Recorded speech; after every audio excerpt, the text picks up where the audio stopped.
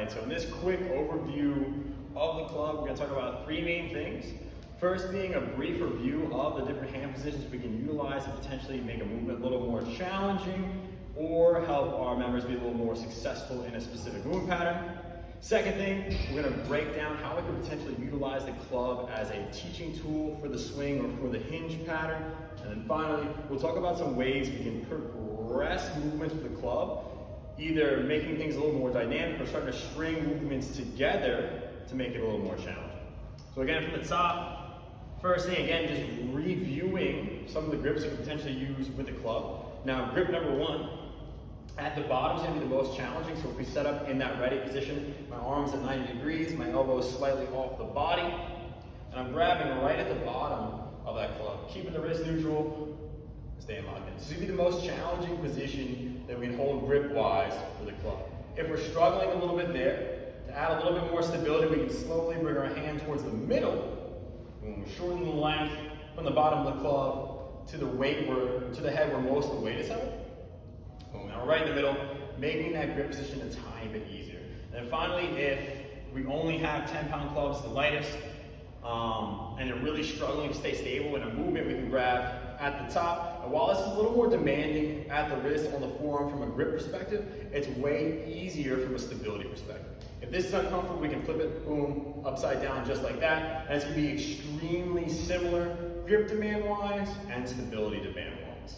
Now again, why we may choose some of those different grips, again, so you only have 10 and 15-pound clubs. Let's say the 10 is easy, we're all day moving around with it, no issues, right? But the 15, some movements feel a little off or it feels a little bit too challenging for them. We might go from that first grip to maybe the second, and that way we can be a little bit more successful in those movement patterns. But as always, I encourage you and your members to play around with the different grips, and again, try to slowly progress from 3 to 2 to 1 and find success using different grips in different movements. Now the second piece, talking about the club as a potential teaching tool for the swing. Now the swing, that dynamic hinge pattern, can be challenging for a lot of our members to grasp. And I think the RDL, the kettlebell deadlift, things like that are a little bit easier to wrap their heads around.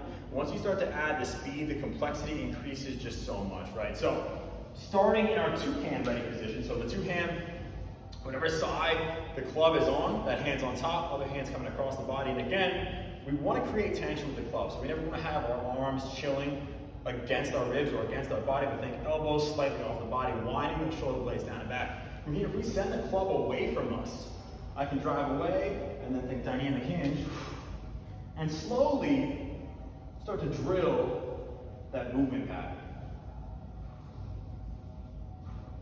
Again, since the weight is so low, we don't need to have the same intent on the swing. We can be a little more dynamic. The intent can be a little bit more intense than our regular RDL or kettlebell deadlift. And we also need to try to hammer home or practice the fluidity of movement that's needed to effectively pattern a swing. And from here we can go one rep at a time. If we start down on the ground, two-hand ready-ish position into the hips, boom, rest on the floor.